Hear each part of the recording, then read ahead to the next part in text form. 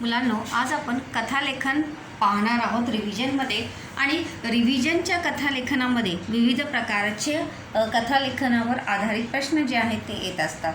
तर आज आपण रिव्हिजनमध्ये मुद्द्यावरून कथालेखन कशा प्रकारे करायचं ते आज आपण पाहणार आहोत. रिव्हिजनमध्ये मुद्द्यावरून कथालेखन म्हणजे आपल्याला पॉईंट दिलेले असतील आणि त्या पॉईंटच्या आधारे आपण आपली कथा कशा प्रकारे फुलवत जायची, कशा प्रकारे लिहायची ते आज आपण रिव्हिजन कथा मुद्द्यावरून कथालेखन हे आजच्या रिव्हिजनमध्ये पुनरावर्तनामध्ये आपण पुन्हा एकदा पाहणार आहोत.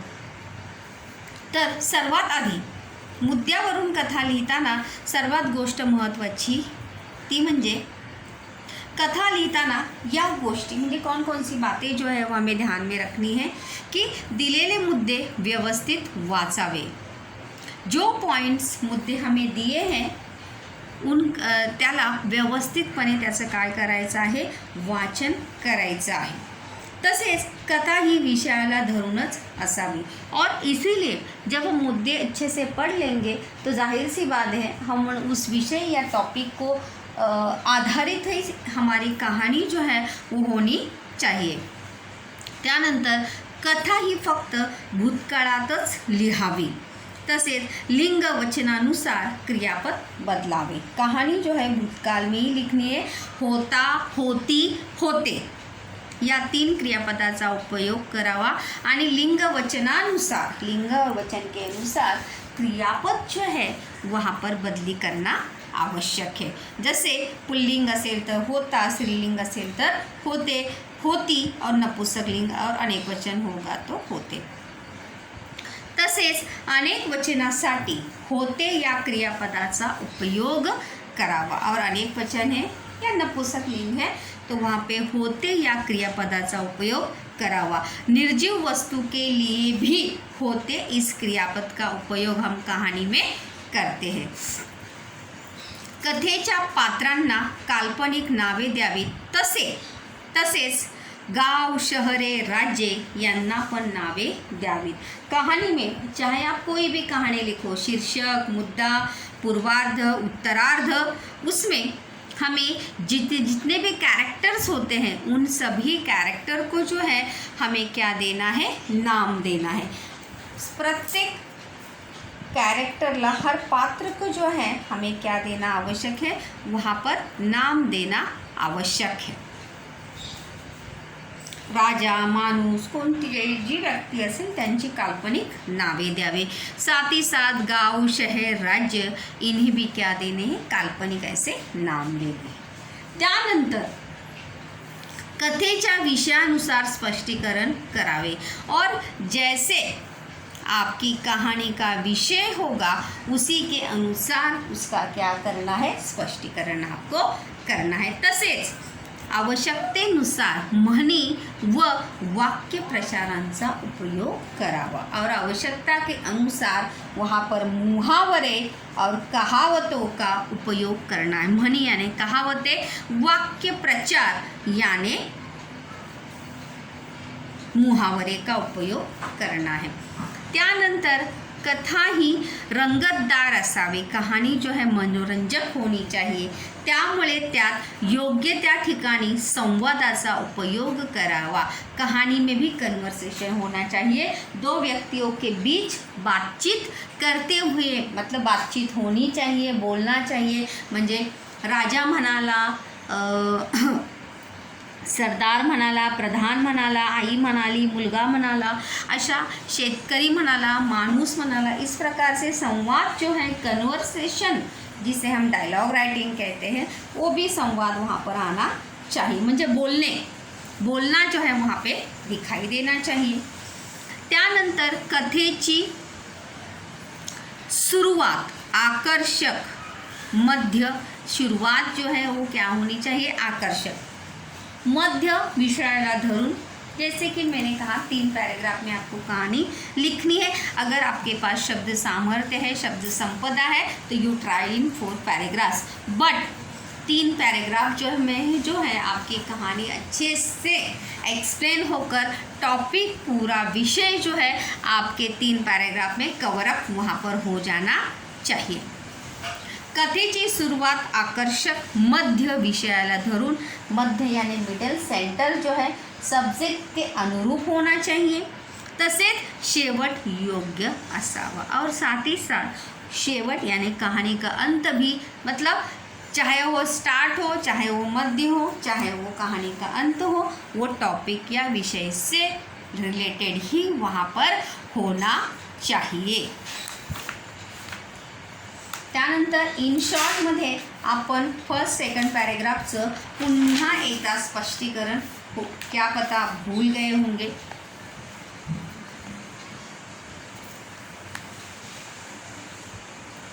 यहाँ पर देखिए फर्स्ट पैराग्राफ, कथेतील पात्रांना नावे द्यावी।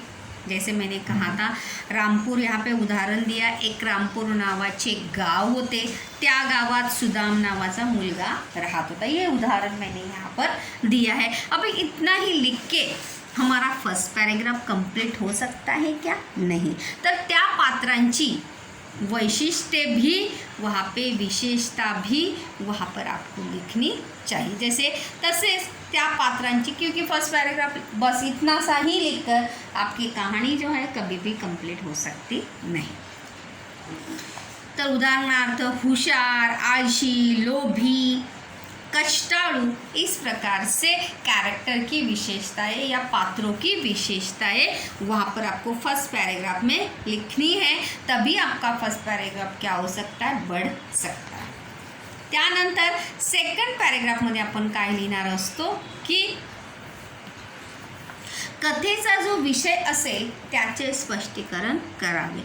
कहानी जिस विषय पर आधारित है उसका स्पष्टीकरण जो है वहाँ पर हमें सेकंड पॅरेग्राफ में करना है। म्हणजे चोरीवर आहे, प्रामाणिकपणावर आहे, खोटेपणावर आहे, पराक्रमावर आहे, आळस, मैत्री, लोभ, लालच, इस प्रकार के किसी भी रिलेटेड विषय से जैसे आपकी कहानी होगी वैसा स्पष्टीकरण जो है आपको सेकंड पैराग्राफ में स्टूडेंट्स वहाँ पर करना आवश्यक है। म्हणजे जसा आपल्या गोष्टीचा विषय असेल तसा। त्यानंतर तिसरा आणि महत्त्वाचा पॅरेग्राफ, तो म्हणजे तिसऱ्या परिच्छेदात कथेचा शेवट करावा। तीसरे परिच्छेद में कहानी अंतिम चरण में आपकी पहुंचनी चाहिए। कथा संपलेली असावी, विषयाला धरून शेवट करावा। विषय को अनुरूप ही वहाँ पे कहानी का अंत जो है वो होना आवश्यक है, जैसा विषय असेल तसा। जैसे मैंने यहाँ पर देखो, चोर पकड़ला जाने, शिक्षा होने, मानो चोरी के ऊपर है तो अंतिम में चोर पकड़ा जाना चाहिए, उसे सज़ा होनी चाहिए।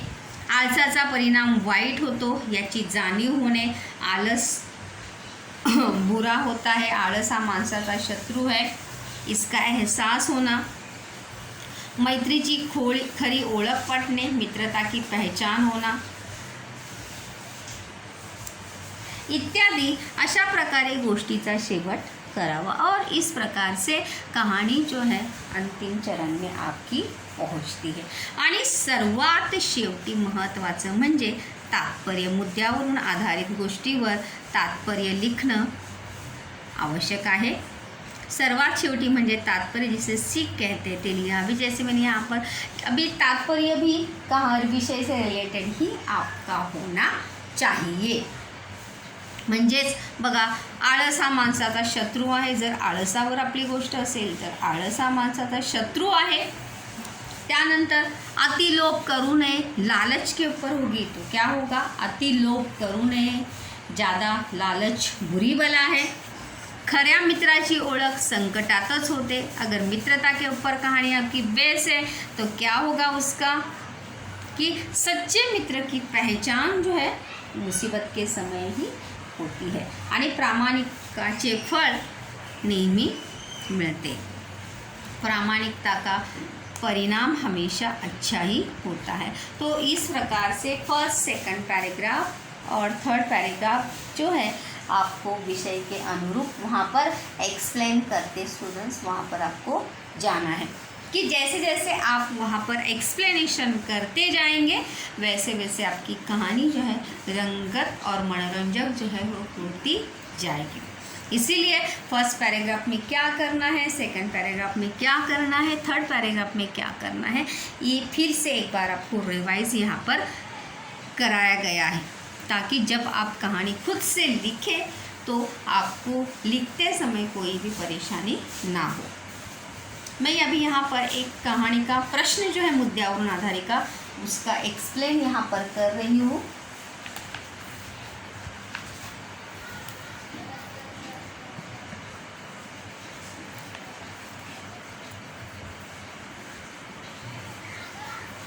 मुद्द्यावरून कथा लेखन,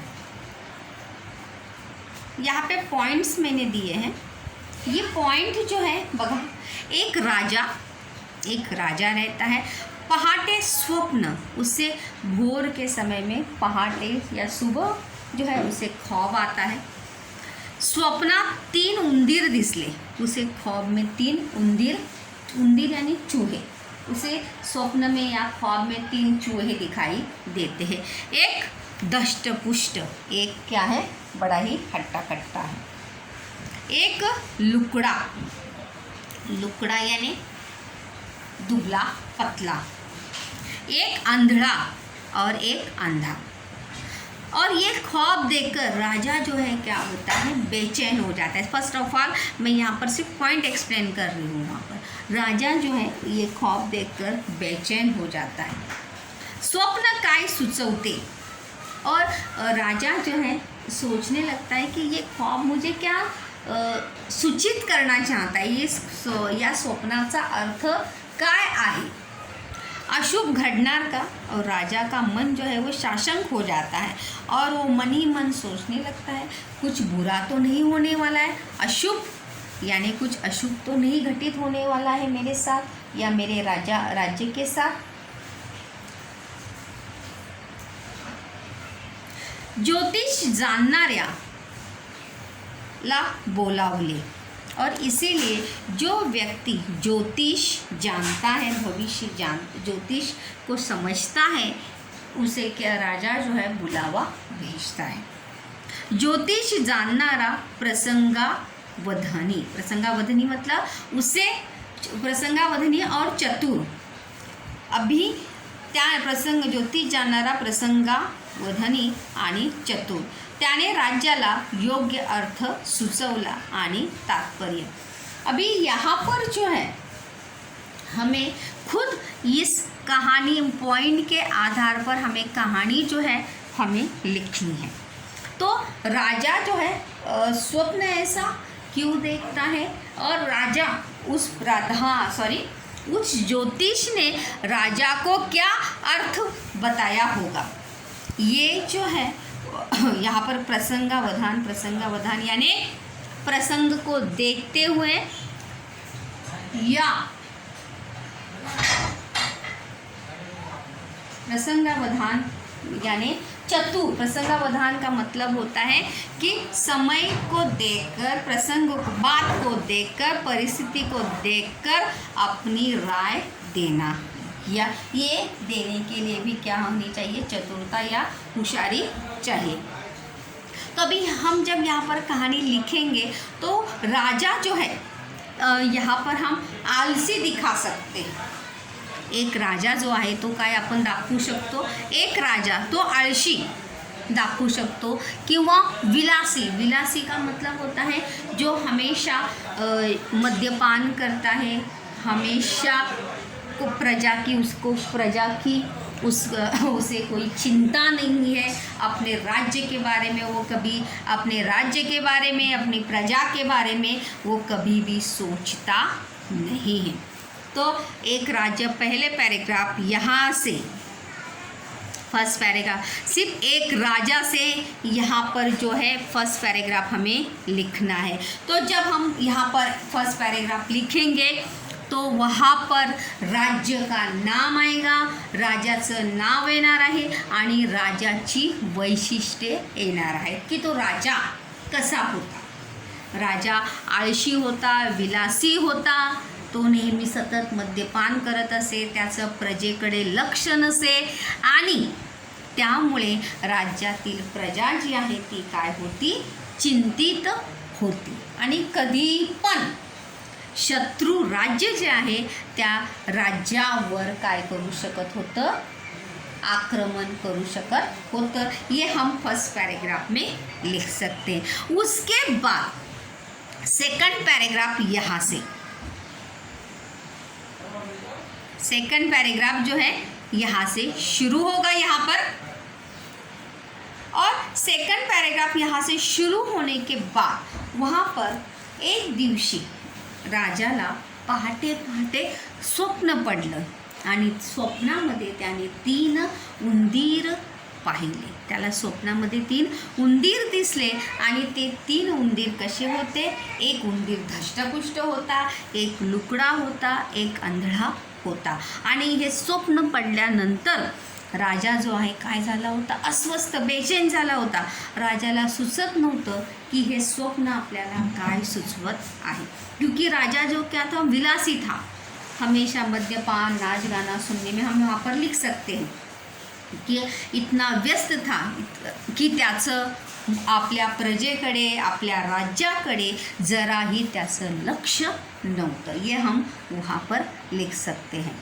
त्यानंतर वो बेचैन हो जाता है आणि हे स्वप्न काय सुचवतं ये जानने के ह्या स्वप्नाचा अर्थ जो आहे तो राजाला कळत नव्हता की हे स्वप्न मला काय सुचवण्याचा प्रयत्न करत आहे। अशुभ घडणार का, मेरे साथ कुछ अघटित तो नहीं घटने वाला है, ऐसी शंका जो है उसके मन में निर्माण होती है। यहाँ पर सेकंड पैराग्राफ देखो, यहाँ पर यहाँ से लेके यहाँ तक सेकंड पैराग्राफ, वहाँ पर आपको second first and then we will start with third paragraph. और तभी राजा जो है अपने राज्य के ज्योतिष जानने वाले अपने प्रधान को संदेश भेजता है कि तुम जो है ज्योतिष जानने वाले ज्योतिषी को क्या करो, बुला लो अपने दरबार में।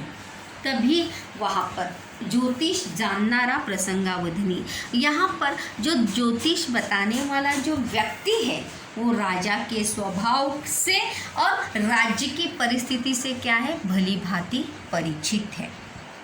और तभी जब ज्योतिष बताने वाला राजा के पास आता है तब प्रसंगावधानी यानी प्रसंग को देखते हुए बात को घुमाना या अपनी बात रखना, त्याला म्हणतात प्रसंगावधान।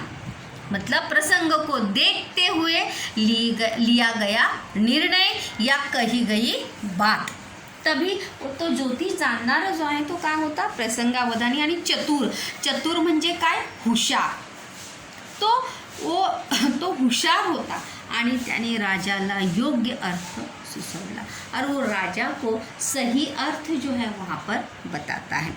तो एक धष्टपुष्ट उंदीर म्हणजे राजाचा प्रधान आणि एक लुकडा उंदीर म्हणजे राज्याची प्रजा आणि एक अंधळा म्हणजे राजा स्वतः। म्हणजे एक धष्टपुष्ट प्रधान जो आहे, कधीही एक धष्टपुष्ट प्रधान जो आहे प्रजेला काय करत आहे, त्रास देत आहे। आणि आंधळा राजा म्हणजे राजाचं आपल्या प्रजेकडे जराही लक्ष नाही, राजाचं आपल्या प्रजेकडे जराही लक्ष नाही। आणि त्यामुळे प्रधान जो आहे प्रजेचा काय करत आहे, फायदा उठवत आहे। आणि राज्यातील लोकांना प्रधान जो आहे काय करत आहे, त्रास देत आहे। आणि राजा आपल्या विलासामध्ये इतका मग्न झालेला आहे की त्याला आपल्या प्रजेची जराही काळजी नाही। एवढं बोलल्यानंतर आणि स्वप्नातील आंधळा उंदीर म्हणजे राजा तुम्ही स्वतः, एवढं सांगितल्यानंतर राजाला त्याचा पूर्ण अर्थ समजला। वो जो ज्योतिषी है वो राजा को क्या बताना चाहता है, क्या सूचित करना चाहता है, ये उसे अच्छे से पता चला। और उस दिन से राजा ने आपला विलास कमी करून, विलास म्हणजे काय, मद्यपान करणे, प्रजेकडे लक्ष न देणे, हमेशा चैन करना, मौज मजा करना, प्रजा की तरफ ध्यान न देना, ये सब छोड़कर प्रजेच्या हिताकडे लक्ष देण्यास सुरुवात केली. प्रजेची काळजी घेण्यास सुरुवात त्या दिवसापासून राजाने आपला विलासीपणा सोडून, क्योंकि राज्य तो संपन्न था ही, अगर राजा ऐसे ही, यहाँ पर हम देखें उस ज्योतिष को भी आप नाम दे सकते हैं, क्योंकि उस राज्य का क्या था, एक विद्वान ऐसा पंडित था, विद्वान ऐसा व्यक्ति था, तो उसे भी आप नाम दे सकते हैं. तो इस प्रकार से मुद्द्यांच्या आधारे ही गोष्ट जी आहे आपण चांगल्या प्रकारे कशा प्रकारे लिखू सकते, इसलिए आपको सबसे मेन पॉइंट है कि इन मुद्दों को जो है अच्छी तरीके से आपको समझना है. जब आप मुद्दे अच्छे से समझेंगे तो ज़रूर वहाँ पर अच्छी कहानी जो है वहाँ पर लिख सकते हैं. तात्पर्य काय येणार आहे याच्यामध्ये, कर्तव्यात कधीही कसूर करू नये किंवा कर्तव्याचं पालन नेहमी करावे, विलासीपणा करू नये. अशा प्रकारे आपण याचं तात्पर्य लिहू शकतो. आणि गोष्टीला नाव आपण काय देऊ शकतो, विलासी राजा देऊ शकतो, चतुर ज्योतिषी सुद्धा देऊ शकतो.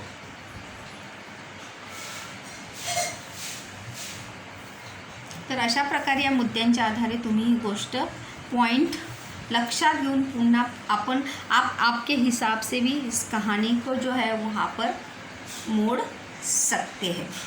एक धष्टपुष्ट की जगह पर, एक धष्टपुष्ट प्रधान की जगह पर, वहाँ पर एक धष्टपुष्ट एक शत्रु राज्य भी आप वहाँ पर बता सकते हैं. धष्टपुष्ट जैसे मैंने यहाँ पर प्रधान बताया, तो आप वहाँ पर एक धष्टपुष्ट दूसरा राज्य भी वहाँ पर बता सकते हैं.